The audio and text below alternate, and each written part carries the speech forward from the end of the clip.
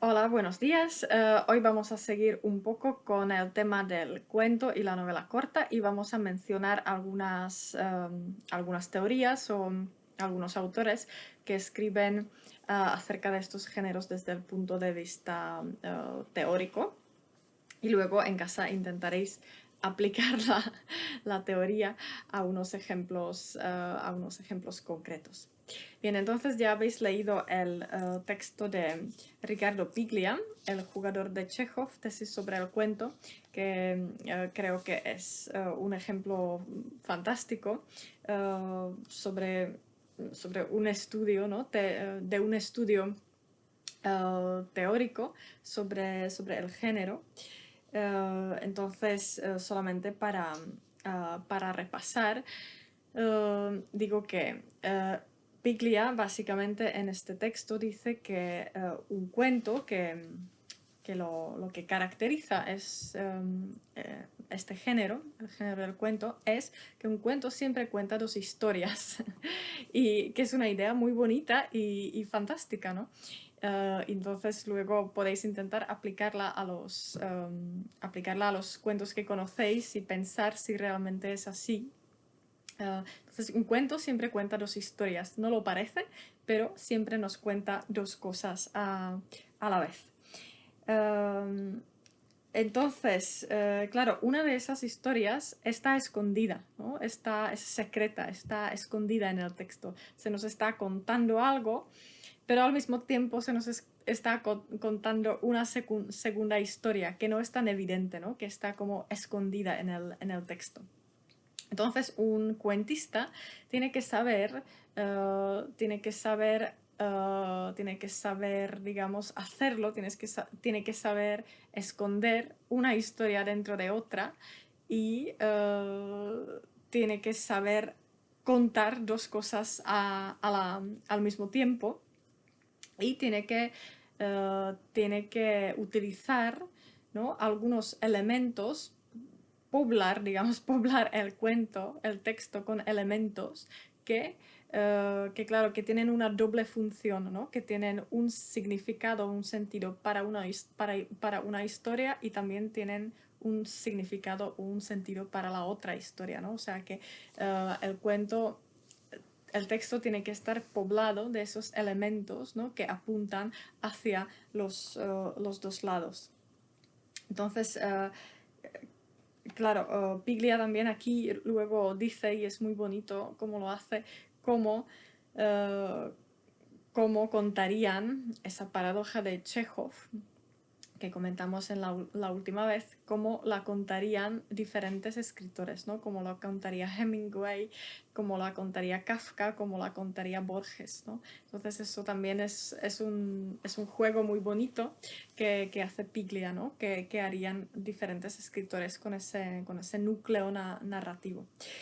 También es interesante lo que dice Piglia aquí sobre el cuento moderno, ¿no? Dice, el cuento moderno abandona el final sorpresivo y la estructura cerrada. Trabaja la tensión entre las dos historias sin resolverla nunca. Perdón. Eh, y claro, entonces un cuento moderno es mucho más abierto, menos estricto en cuanto a la estructura y suele tener un final abierto, un final sin solución, un final que no ofrece una solución y deja al lector un poco en el aire, ¿no? Con la tensión no resuelta, digamos. Y se trabaja con las alusiones, ¿no? Con lo que no se dice, con lo que no se cuenta, ¿no? Así que esa sería la característica, según Piglia, del cuento moderno. Y claro, podéis estar de acuerdo o no, evidentemente. Bien, entonces este es el texto de Piglia que ya habéis leído y ahora podemos comentar un par de ejemplos más. Ya dije que íbamos a mirar lo que escribe Horacio Quiroga sobre el cuento. Horacio Quiroga, el cuentista uruguayo, con los cuentos, que escribía cuentos sobre la selva. no solo, pero son los más famosos, los cuentos sobre la selva, que son maravillosos. Y Horacio Quiroga también tiene una, un pequeño texto, un pequeño pensamiento sobre el cuento que se llama Decálogo del perfecto cuentista, ¿no? O sea, son como consejos que da Quiroga sobre cómo escribir un cuento. Así que esto también os puede servir si queréis escribir un cuento. Cómo escribir un cuento y qué es lo importante en un cuento, ¿no? Entonces, en la fotocopia, podéis mirarla conmigo, os he puesto algunos de esos apuntes o algunos de esos consejos que da Quiroga. No he puesto a todos, solamente he elegido algunos, ¿no? Entonces vamos a leer lo que dice Quiroga aquí y lo comentamos. Bien, entonces dice: no empieces a escribir sin saber desde la primera palabra a dónde vas. En un cuento bien logrado, las 3 primeras líneas tienen casi la importancia de las 3 últimas. O sea que un cuento no puede ser una improvisación, tiene que estar muy bien pensado desde el principio. Desde el mismo principio, uno tiene que saber qué es lo que quiere decir, a dónde quiere llegar y qué es lo que quiere contar, ¿no? O sea, no puede ser una improvisación, no es un género en el que se puede improvisar, según Quiroga, ¿no? Luego sigue: si quieres expresar con exactitud esta circunstancia, desde el río soplaba el viento frío, no hay en lengua humana más palabras que las apuntadas para expresarla. Una vez dueño de tus palabras, no te preocupes de observar si son entre sí consonantes o asonantes, ¿no? Entonces aquí se habla del lenguaje. El lenguaje tiene que ser muy exacto, según Quiroga, tiene que ser muy exacto, breve y como condensado. Y no importan las cosas formales. Pero es importante la condensación del lenguaje y la exactitud. Tienes que expresarte de manera muy exacta sin utilizar palabras no necesarias, ¿no? Tiene que ser un lenguaje muy exacto. La siguiente idea es algo parecido. No adjetives sin necesidad. Inútiles serán cuantas colas de color adhieras a un sustantivo débil. Si hallas el que es preciso, él solo tendrá un color incomparable, pero hay que hallarlo, ¿no? O sea, otra vez habla del lenguaje y de que el lenguaje tiene que ser muy exacto y no hay que ponerle demasiados adjetivos, ¿no? Y demasiada retórica, digamos, buscar demasiadas florituras para así decirlo, sino que hay que ser muy exacto y utilizar solamente las palabras necesarias, ¿no? Nada más. Y con esto, y lo dice muy bien en el último punto, dice: un cuento es una novela depurada de ripios. Que es una idea bonita, ¿no? O sea, cuando le quitas a una novela, si le quitas a una novela todo lo que no es necesario, pues lo que tienes al final es un cuento, ¿no? Porque un cuento tiene que contar solo las cosas necesarias, tiene que estar muy condensado y no tiene que tener nada que sobre, ¿no? Nada innecesario, ¿no? Tiene que ser muy exacto y muy condensado y no puede ser improvisado, tiene que estar muy bien pensado, muy bien construido y muy bien expresado con el lenguaje, ¿no? Esa es la idea básica de Quiroga sobre el cuento. Otra vez podéis estar de acuerdo o no, podéis también pensar en los cuentos que conocéis o que habéis leído, podéis pensar si esos cuentos se responderían a estas exigencias, digamos, de Quiroga, ¿no? A lo que exige Quiroga a un autor, a un cuentista, si los cuentos que conocéis vosotros responderían a esas exigencias, a esas características de las que habla Quiroga o no, ¿no? Porque Claro, esto es lo que dice Quiroga, ¿no? Lo que quiere Quiroga.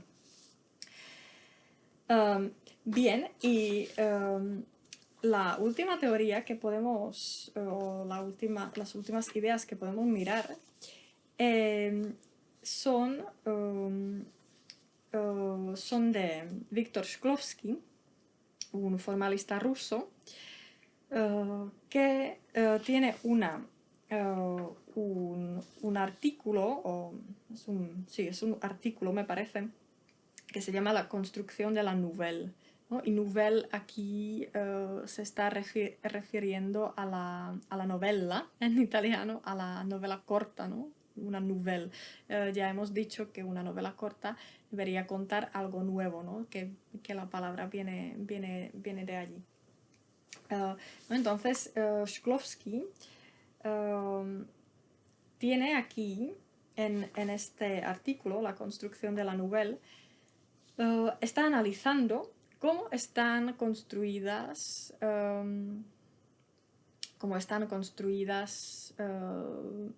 las novelas cortas y también los cuentos, las obras prosaicas, ¿no? Pero no, creo que no está analizando, no analiza novelas, ¿no? Analiza cuentos y novelas cortas y se está fijando en la estructura, ¿no? ¿Qué estructuras se repiten o qué estrategias narrativas se repiten en diferentes textos? Y Shklovsky llega a la conclusión de que hay tres principios o tres estrategias narrativas básicas que se repiten en muchas obras, ¿no? Tres estrategias narrativas básicas para construir un cuento o una novela corta. Así que vamos a ver, en la fotocopia tenéis un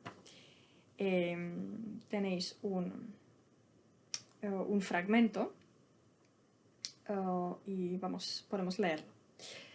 Dice: al realizar el análisis es fácil verificar que la construcción en estratos está acompañada de una construcción circular en anillo. Bueno, aquí, porque solo esto es un fragmento, ¿no? Así que esto a lo mejor no se entiende mucho, pero no importa. Dice: la descripción de un amor compartido y feliz no puede dar nacimiento a una nouvelle. O si esto ocurre, será en oposición a las novelas tradicionales, que describen un amor impedido por obstáculos. Esto es bonito.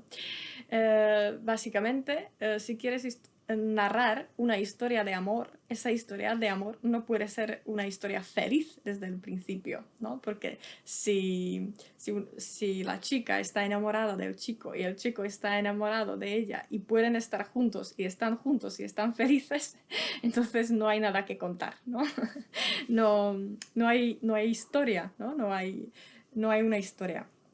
O, bueno, dice, sí se puede contar, pero será en oposición a las novelas tradicionales, ¿no? O sea que sería un cuento o una novela corta o un género, ¿no?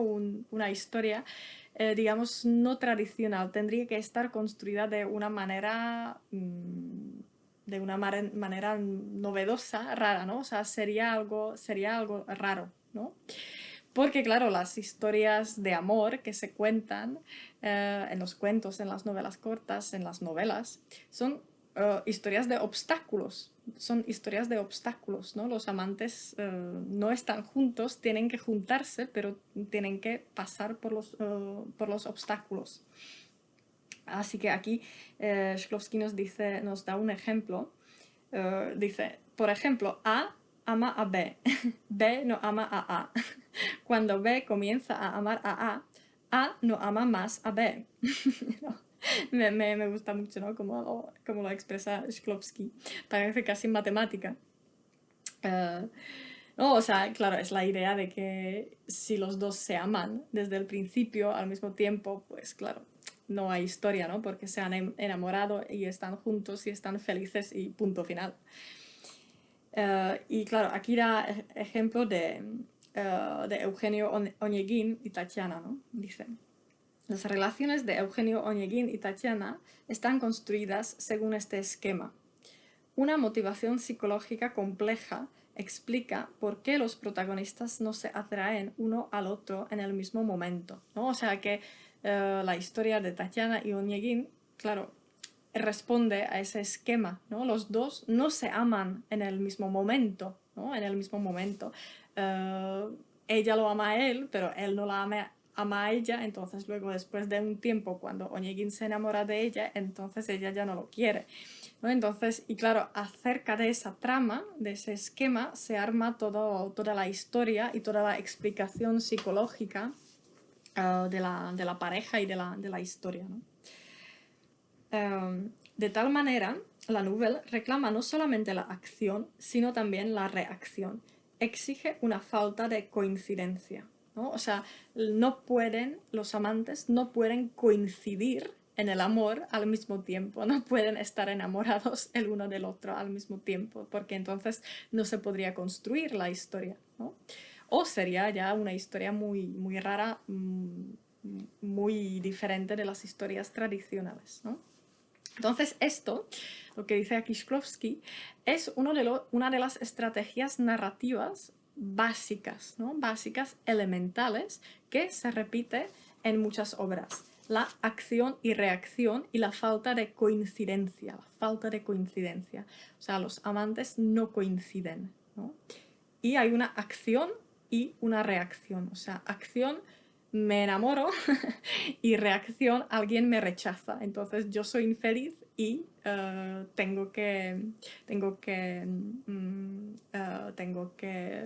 hacer algo, ¿no? Tengo que arreglármelas, digamos, ¿no? O sea que esto es una estrategia básica narrativa que se repite en muchas obras. La acción y reacción y la falta de coincidencia. Y hemos dicho que Shklovsky encuentra tres estrategias básicas. La segunda es la doble esencia de las cosas y de las personas o de los personajes. Y esto es muy parecido a lo que dice Piglia. Piglia dice que un cuento siempre cuenta dos historias, o sea, que se desdobla, ¿no? Que siempre hay dos historias en el texto. Y Shklovsky dice que un texto narrativo, un cuento, una novela corta, puede estar construido acerca de una doble esencia de algo, doble esencia de un personaje o de un objeto. Claro, aquí el ejemplo clásico sería quizá Jekyll y Hyde, ¿no? Es una sola persona, es un personaje, pero que está desdoblado, ¿no? Hace algo de día y luego hace una cosa muy diferente de noche, ¿no? Entonces es un personaje, pero desdoblado en dos. Hay ejemplos de esto encontraríamos en Cortázar, en Julio Cortázar, y un ejemplo perfecto de esto es un cuento que se llama Noche boca arriba, de Julio Cortázar. Si estáis interesados, lo podéis buscar. Es un cuento maravilloso y absolutamente fascinante, que está construido con ese desdoblamiento, ¿no? Con ese desdoblamiento de la historia y del personaje, ¿no? Y ya repito, es una idea parecida a lo que dice Piglia, ¿no? Esa doble esencia, esa idea de que el cuento siempre nos cuenta dos cosas a la vez. Y luego, la tercera estrategia narrativa básica, según Shklovsky, es lo que él llama extrañamiento. O sea, el texto, un cuento o una novela corta, se puede construir alrededor de un extrañamiento. Y ahora, ¿qué es el extrañamiento, no? Y esa es la pregunta clásica del examen, que luego vamos a hacer. La pregunta clásica del examen explica el extrañamiento de Shklovsky, ¿no? Entonces, ¿qué es el extrañamiento? Pues es la manera, una manera nueva o novedosa, rara, extraña de ver un objeto en el texto, ¿no? suele ser un objeto normal, cotidiano, pero sacado de su contexto. Y cuando sacamos un objeto normal y corriente de su contexto normal y lo ponemos en otro contexto, entonces ocurre el extrañamiento, porque de repente vemos ese objeto con otra perspectiva, como si lo viéramos por primera vez, como si lo viéramos como algo nuevo, ¿no? Entonces eso es lo que se llama extrañamiento. Sacar un objeto de su contexto normal y ponerlo en un contexto extraño, raro, y mirarlo desde una perspectiva nueva, ¿no? Y el texto se puede construir acerca de esto, ¿no? Acerca de esta paradoja que construye que genera el extrañamiento.